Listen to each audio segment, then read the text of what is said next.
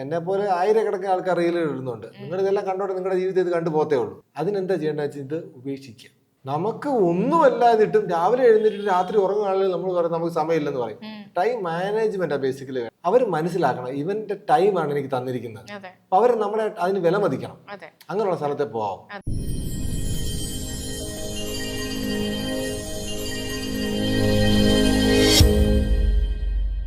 യാത്രകളും കാര്യങ്ങളും ഒക്കെ ഒട്ടുമുക്കാലും ഞാൻ റീൽസും കാര്യങ്ങളും ഒക്കെ ഇൻസ്റ്റയിലും കാണുന്നുണ്ട്. 136K ഓളം ആൾക്കാരുണ്ട്, വ്യൂവേഴ്സ് ഉണ്ട്, ഫോളോവേഴ്സ് ഉണ്ട്.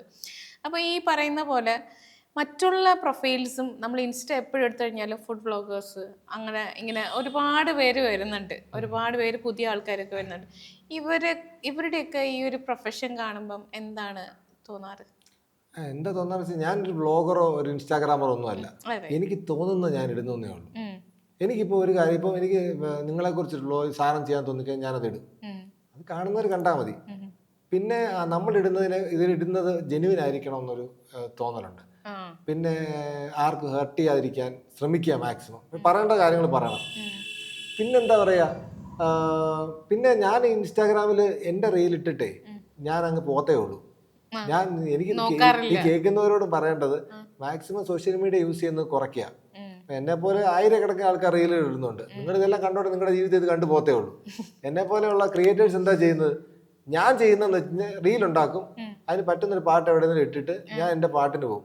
വേറെ ആരുടെ റീൽ കാണാൻ ഞാൻ പോകത്തില്ല. ഞാൻ കണ്ടന്റ് ക്രിയേറ്റ് ചെയ്തേ ഉള്ളൂ. പിന്നെ എന്റെ ചിന്തകൾ അടുത്തത് ക്രിയേറ്റ് ചെയ്യുന്ന, അല്ലെ എന്റെ അടുത്ത യാത്രകളെ കുറിച്ചായിരിക്കും. ഇത് തോണ്ടിക്കൊണ്ടിരുന്ന ഇങ്ങനെ വന്നോണ്ടേയിരിക്കും. പറ്റുമെങ്കിൽ നിങ്ങൾ മാക്സിമം ഇത് ഉപേക്ഷിക്കുക. ഇതുകൊണ്ട് നിങ്ങൾക്ക് ഒരു ഗുണം ഉണ്ടാകാൻ പോകുന്നില്ല. അത് ഇത്രയും ഇൻഫർമേഷൻ ആവശ്യം നിങ്ങൾക്കില്ല. ഈ ടൺ കണക്കിന് ഇൻഫർമേഷൻ കിട്ടിയിട്ട് എന്തിനാ ഇത്? ഒരു മനുഷ്യന് ഈ ലോകത്ത് ഒരു കാര്യവും കണ്ടു തീർക്കാനോ പഠിച്ചു തീർക്കാനോ പറ്റത്തില്ല. അത്രയും കൂടുതൽ സാധനങ്ങൾ ഈ ലോകത്തുണ്ട്. അപ്പൊ ഇതുപോലെയുള്ള സോഷ്യൽ മീഡിയ നിങ്ങളുടെ ഏറ്റവും ഇമ്പോർട്ടന്റ് ആയിട്ടുള്ള സാധനമാണ് കവർന്നെടുക്കുന്നത്. എന്താണ്? സമയം.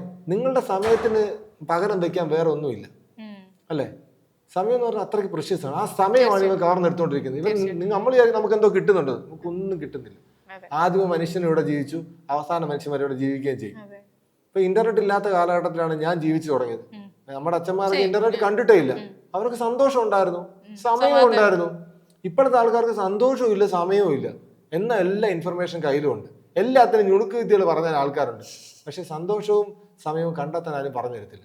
അതിനെന്താ ചെയ്യേണ്ടത് വെച്ചാൽ ഇത് ഉപേക്ഷിക്കുക. അല്ലെങ്കിൽ ഇത് മാക്സിമം നമ്മുടെ ജോലിയാണ്, ജോലിക്ക് വേണ്ടി മാത്രം യൂസ് ചെയ്തിട്ട് മാറ്റി വെക്കുക. സോഷ്യൽ മീഡിയ അനാവശ്യമായ റീലുകൾ കാണാതിരിക്കുക. ഇൻസ്റ്റാഗ്രാമിലും ഫേസ്ബുക്കിലും ഞാൻ അങ്ങനെ ചെയ്യാറ്. ക്രിയേറ്റ് ചെയ്യും, ഞാൻ ഇറങ്ങിപ്പോകും. ഈ ഒരു അപകടം സംഭവിച്ചു എന്ന് പറയുമ്പോൾ ഒരുപാട് മെസ്സേജ് വന്നു എന്നും പറഞ്ഞു. അപ്പൊ ഇതൊക്കെ വായിച്ചു നോക്കിയിരുന്നോ? ഞാൻ വെറുതെ ഇരിക്കുന്ന സമയത്ത് എനിക്ക് വന്ന മെസ്സേജുകളൊക്കെ ഞാൻ നോക്കാറുണ്ട്. കാരണം വെച്ചാൽ ഒരുപാട് പേര് പ്രാർത്ഥനകളും അവരുടെ എന്താ പറയുക ദുആകളും ഒക്കെ ആയിട്ട് അവരിങ്ങനെ പറഞ്ഞപ്പോൾ ഭയങ്കര എനിക്ക് വല്ലാതെ നമ്മളോട് ഇത്രയും പേര് സ്നേഹിക്കുന്നുണ്ടെന്നേ ശരിക്കും അറിയാൻ കഴിയുന്നത് എൻ്റെ ഒരു വലിയ കാര്യമാണ്. മാക്സിമം അവർക്ക് റിപ്ലൈ കൊടുക്കാനും ഞാൻ നോക്കിയിട്ടുണ്ട്. ആണല്ലേ? ഓക്കെ. അപ്പൊ ഈ മെസ്സേജുകൾ കാണുന്നുണ്ടെങ്കിലും ചില റീൽസിന്റെ താഴത്തുള്ള മെസ്സേജ് ഒക്കെ ചെക്ക് ചെയ്യാറുണ്ടോ? വളരെ കുറച്ച്. സോഷ്യൽ മീഡിയയിൽ നിന്ന് വന്ന എന്തെങ്കിലും മെസ്സേജുകൾ മെന്റലി സ്ട്രോങ് ആണെന്ന് പറഞ്ഞാലും ചിലപ്പോൾ ഇത് എന്തിനാണ് ഇവർ ഇങ്ങനെ ഒരു മെസ്സേജ് ഇട്ടേ അല്ലെങ്കിൽ ഒരു കമന്റ് ചെയ്തേ എന്നൊരു തോന്നലുണ്ടായിട്ടുണ്ടോ? എനിക്ക് അങ്ങനെ തോന്നലുണ്ടാകുമ്പോൾ ഞാൻ ചിന്തിക്കുന്ന വേറൊരു കാര്യമുണ്ട്. ഞാൻ അദ്ദേഹത്തിന്റെ അദ്ദേഹം ഏത് മാനസികാവസ്ഥയിലുള്ള ആളാന്ന് നമുക്ക് അറിയത്തില്ല. മനുഷ്യൻ ലോകത്ത് പല വിധമുണ്ട്. അപ്പൊ അദ്ദേഹത്തിന്റെ മാനസികാവസ്ഥയിൽ അദ്ദേഹത്തിന് തോന്നിയ കാര്യമായിരിക്കും ആ സമയത്ത് ചെയ്തത്. അതിന് നമ്മൾ ടെൻഷൻ അടിക്കേണ്ട ആവശ്യമില്ല. വളരെ ഡിപ്ലോമാറ്റിക് ആയിട്ടുള്ള കാര്യങ്ങളല്ലോ അല്ലേ? അതിനകത്ത് അവർ ചെയ്തോട്ടെ. നമുക്കിപ്പോ എന്നെ എനിക്ക് അങ്ങനെ ഒഫൻഡ് ആയാലല്ലോ പ്രശ്നം. ഞാൻ എന്റെ അഭിപ്രായം പറഞ്ഞു, പുള്ളിക്കാരൻ്റെ അഭിപ്രായം പറഞ്ഞു. നമ്മൾ വീണ്ടും അതിനകത്ത് ചുരണ്ടി നമുക്ക് അതിനകത്ത് ടെൻഷൻ അടിക്കാതിരിക്കുക. Leave it. പറയേണ്ടവർ പറഞ്ഞോണ്ടേയിരിക്കും. അത് അവിടെ അവസാനിപ്പിക്കുക. അതെ. അപ്പൊ സോഷ്യൽ മീഡിയയുടെ ഉപയോഗം കുറയ്ക്കുക. ലൈഫിൽ മുന്നോട്ട് പോകേണ്ട കാര്യങ്ങളിൽ ഏറ്റവും ഇമ്പോർട്ടന്റ് ആയിട്ടുള്ള കാര്യം അല്ലേ? രണ്ടാമത്തെ കാര്യം നമ്മൾ തന്നെ നമ്മുടെ സമയം കണ്ടെത്തുക. 24 അമേരിക്കൻ പ്രസിഡന്റിന് 24 മണിക്കൂറേ ഉള്ളൂ, നമുക്ക് 24 മണിക്കൂറേ ഉള്ളൂ.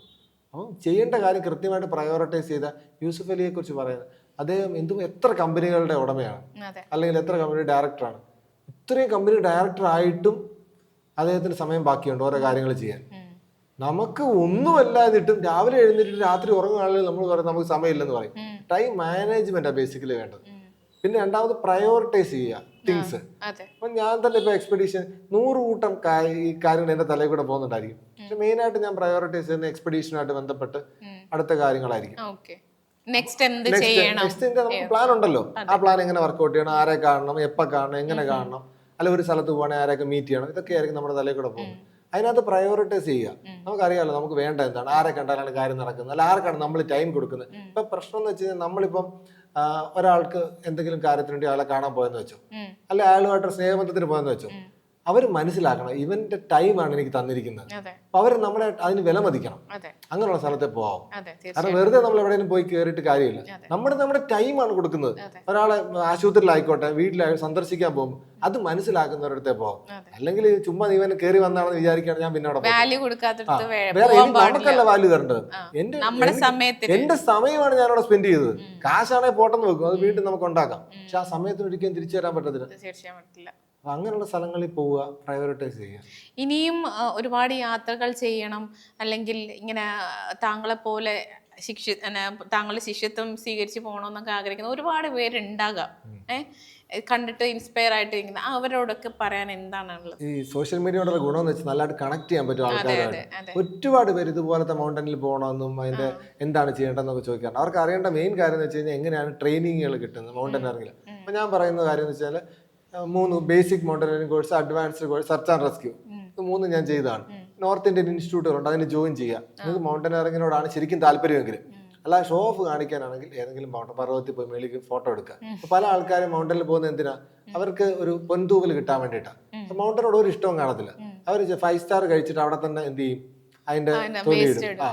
പല മൗണ്ടനിലും പോകുമ്പോൾ പിള്ളേരെ കൊണ്ട് അവരെ സ്നഗ്ഗി ഇട്ടിട്ട് ഊരിയിട്ടിട്ട് പോയിട്ട് കാണാം. ഭയങ്കര വിഷമം വരും. കാരണം ഇവർക്ക് ഒരു എന്താ പറയുക, സിവിക് സെൻസ് ഇല്ലാത്തത് കൊണ്ടാണ്. അങ്ങനെയുള്ള ഒരുപാട് പേരുണ്ട്. മേളിൽ ചെന്ന് ഫോട്ടോ എടുക്കുക, അത് ലക്ഷ്യം മാത്രം കണ്ട് സബ്മിറ്റ് മാത്രം കണ്ടിട്ട് പോവാന്നുള്ളത്. നമ്മൾ യാത്ര ചെയ്യുക, ജീവിത യാത്രയാണ്. ഓരോ നിമിഷവും എൻജോയ് ചെയ്ത് പോയി കഴിഞ്ഞാലേ നമുക്ക് ആ ഒരു ലൈഫിന്റെ ഒരു ഫുൾനെസ് നമുക്ക് കിട്ടത്തുള്ളൂ. തീർച്ചയായിട്ടും. അപ്പം ഞാൻ ദനാലി പോകുമ്പോൾ പറഞ്ഞില്ല, 8 മണിക്കൂർ കണ്ടിന്യൂസ് ആയിട്ട് നടക്കണം, നിർത്താതെ നടക്കണം. അല്ലെങ്കിൽ 5 മിനിറ്റ് വെള്ളം കുടിക്കാൻ നിർത്തിയിട്ട് ബാക്കി നടന്നുകൊണ്ടേയിരിക്കും. എങ്ങനെ നടക്കാൻ പറ്റും? ശരിക്കും നമ്മൾ 1 മണിക്കൂർ 2 മണിക്കൂർ നമ്മൾ ട്രാൻസ് സ്റ്റേറ്റിലാവും, നമ്മളൊരു പ്രാർത്ഥനാ മൂഡിലാവും, മെഡിറ്റേറ്റീവ് സ്റ്റേജിലാവും. അങ്ങനെ നമ്മൾ നടക്കുന്നത്. ഇല്ലെങ്കിൽ നമ്മളിപ്പോൾ ആ ലക്ഷ്യത്തിലെത്തുക, അത് മാത്രം ചിന്തയെങ്കിൽ നമുക്ക് ആ ഒരു എന്താ പറയുക, ആ മൊമെന്റ് എൻജോയ് ചെയ്യാൻ പറ്റത്തില്ല. ഞാൻ പറയുന്നത് പല സമയത്തും നമ്മൾ റിഡ്ജസിൽ കൂടെ പോകേണ്ടത്. ആ മൊമെന്റിൽ ഞാനില്ലെങ്കിൽ എനിക്ക് അവിടെ കാല് വെക്കാൻ പറ്റത്തില്ല. അപ്പൊ ശരിക്കും ഞങ്ങൾ ഈ പർവ്വത്തിൽ നമ്മളെ മൊമെന്റ് ജീവിക്കുന്നുണ്ട്. നമ്മൾ എന്താ ചെയ്യുന്നത്? ഇവിടെ നാട്ടിൽ നമ്മൾ മൊമെന്റ് ജീവിക്കുന്നില്ല. നമ്മൾ പാസ്റ്റിലോ ഫ്യൂച്ചറിലോ മാത്രമേ ജീവിക്കുന്നുള്ളൂ. നാളെ എന്താ സംഭവിക്കുന്നതെന്നും കഴിഞ്ഞ കാലം ഓർത്ത് വിഷമിക്കായിരിക്കും ചെയ്യുന്നത്. ഈ നിമിഷത്തിൽ ഈ ഇന്റർവ്യൂ നമ്മളിപ്പോ സംസാരിക്കുന്നത് നമ്മളിപ്പോ ഇവിടെ ഉണ്ട്, ജീവിച്ചിരിപ്പുണ്ട്. അതേ ഉള്ളൂ ശരിക്കും നമ്മുടെ കയ്യിൽ. അപ്പം എനിക്ക് അടുത്ത തലമുറയോട് പറയാനുള്ളത്, നിങ്ങൾ പ്രസന്റിൽ ജീവിക്കുക. ഫ്യൂച്ചറിനെ ഓർത്ത് ആവലാതിപ്പെടാതെ നമുക്കത് കൺട്രോൾ ചെയ്യാൻ പറ്റത്തില്ല. പാസ്റ്റ് കഴിഞ്ഞു പോയി. പാസ്റ്റിൽ നിന്ന് ഗുണങ്ങൾ ഉൾക്കൊണ്ടുകൊണ്ട് നിങ്ങൾ പ്രസന്റിൽ ജീവിക്കുക. കാരണം നിങ്ങളിപ്പോൾ ഒരു ചായ കുടിക്കുകയാണെങ്കിൽ തന്നെ അത് എൻജോയ് ചെയ്ത് കുടിക്കുക. ഞാനിപ്പം പണ്ട് ചെയ്യാതിരുന്നത്, ഭക്ഷണം കഴിക്കുന്ന സമയത്ത് ഇപ്പം നമ്മൾ മൊബൈലൊക്കെ നോക്കിയാൽ ഭക്ഷണം കഴിക്കുകയും ചെയ്യുന്നത്. ആ ഭക്ഷണം ശരിക്കും മണത്തൊന്ന് എൻജോയ് ചെയ്ത് നമ്മൾ കഴിച്ചിട്ട് എത്ര നാളായി. അല്ല, അതൊരു ബാഡ് ഹാബിറ്റും കൂടെ അല്ലേ? ഭക്ഷണത്തിനോടൊരു ബഹുമാനക്കുറവൊന്നും അങ്ങനൊന്നും ഇല്ല, എനിക്ക് അങ്ങനെ തോന്നിയിട്ടില്ല. അത് പണ്ടത്തെ ആൾക്കാർ പറഞ്ഞ് ശീലിപ്പിച്ചായിരുന്നു. പക്ഷെ നമുക്ക് ഈ ശരീരത്തിലോട്ട് പോകുന്ന ഭക്ഷണമാണ് ശരിക്കും നമ്മളായിട്ട് മാറുന്നത്. അപ്പൊ ആ ഒരു സ്നേഹത്തോടു കൂടി അതിനെ കഴിച്ചാൽ മാത്രമേ അതിന് പ്രോപ്പറായിട്ട് ഒരു എനർജി ട്രാൻസ്ഫോർമേഷൻ ആണല്ലോ ഭക്ഷണം എന്ന് പറയുന്നത്. അപ്പൊ ആ ഒരു ബഹുമാനം അതിന് കൊടുക്കണം. ആ സ്നേഹത്തോട് അതിനെടുത്ത് വായിൽ വെച്ച് കഴിക്കണം. അപ്പോഴാണ് അതിന്റെ ശരിക്കും യഥാർത്ഥമായ രുചി നമുക്ക് മനസ്സിലാക്കാൻ പറ്റും. ആരും രുചി മനസ്സിലാക്കിയല്ല ഭക്ഷണം കഴിക്കുന്നത്. അപ്പൊ പ്രസന്റിൽ ജീവിക്കുക. പിന്നെ നിങ്ങൾക്ക് ഇതുപോലെയുള്ള ലൈഫിൽ എന്തെങ്കിലും പർപ്പസ് കണ്ടെത്തുക. പല ആൾക്കാർ ഇപ്പോഴത്തെ ഫ്യൂച്ചർ ജനറേഷൻ ഇല്ലാത്ത പ്രശ്നം എന്ന് വെച്ച് കഴിഞ്ഞാൽ, ഇല്ലാത്ത കാര്യം എന്ന് വെച്ച് കഴിഞ്ഞാൽ, അവർക്ക് ലൈഫിൽ പർപ്പസ് ഇല്ല, ലൈഫിൽ ഒരു ഗോളില്ല. പല കുട്ടികളും 25 വയസ്സ് 30 വയസ്സ് ഇന്റർവ്യൂവിന് പോകുന്ന പല കുട്ടികളോടും ഇന്റർവ്യൂവിൽ ചോദിക്കുക, നിങ്ങൾക്ക് എന്താണ് ജീവിതത്തിൽ വേണ്ടതെന്ന് ചോദിച്ചാൽ, ഞങ്ങൾക്കൊരു ജോലി വേണം സാർ. എന്ത് ജോലി? അല്ലെങ്കിൽ നിങ്ങളുടെ ലക്ഷ്യം എന്താ? അതറിയില്ല സാർ. എന്തൊരു ജോലി? അല്ലാതെ ജീവിതത്തിൽ എനിക്ക് ഇന്നത് എത്തിച്ചേരണം. ഇപ്പോൾ ഇന്റർനെറ്റ് ഉണ്ട്, എല്ലാം എക്സ്പ്ലോർ ചെയ്യാം, എന്ത് ചെയ്യാം, എന്ത് നമുക്ക് കണ്ടുപിടിക്കാം. ലൈഫിൽ കൃത്യമായ ഗോൾ സെറ്റ് ചെയ്യുക. മീൻസ് ലക്ഷ്യം വെക്കുക. എനിക്ക് ഇന്ന പോയിന്റിൽ എത്തിച്ചേരണം, എനിക്കൊരു കൃഷിക്കാരനാവണം, 50 പറ ഏക്കർ അല്ലെ 50 പറ നിലം എനിക്ക് കൃഷി ചെയ്യണം. അതൊരു ഗോൾ, ഒരു ലക്ഷ്യമാണ് കൃഷിക്കാരൻ്റെ. അല്ല എനിക്ക് ഇടുക്കിയിലെ ഏലത്തോട്ടം വേണം. ചുമ്മാ ഞാൻ പറഞ്ഞ എന്തെങ്കിലും ഒരു ലക്ഷ്യം ഉണ്ടെങ്കിൽ നമുക്ക് അത് ഫോക്കസ് ചെയ്ത് നമുക്ക് മുന്നോട്ട് പോകാൻ പറ്റത്തുള്ളൂ. അതില്ലാത്തതാണ് ലൈഫിൽ നമുക്ക് ഏറ്റവും, നിങ്ങൾ ഫ്യൂച്ചറിൽ വിഷമിക്കാൻ പോകുന്നത് അത് തന്നെയാണ്. അപ്പം കൃത്യമായ രീതിയിൽ ലക്ഷ്യങ്ങൾ വെക്കുക, ഫോക്കസ് ചെയ്ത് മുന്നോട്ട് പോവുക. പിന്നെ എന്ന് വെച്ചാൽ അൾട്ടിമേറ്റ്ലി ലൈഫ് എന്ന് പറഞ്ഞ ഒരു ഡ്രീം ആണെന്ന് എനിക്ക് തോന്നുന്നു. നമ്മൾ കുറച്ച് ആധ്യാത്മിക പറയുകയാണെങ്കിൽ. ഡ്രീമോ ആ നമ്മൾ ജനിക്കുന്നു, നമ്മൾ ഇടയ്ക്ക് എന്തൊക്കെയോ ചെയ്ത് നമ്മൾ മരിച്ചു പോകും. നമ്മൾ വലിയ ആൾക്കാരാണ് നമ്മൾ ചിന്തിക്കാതിരിക്കുക.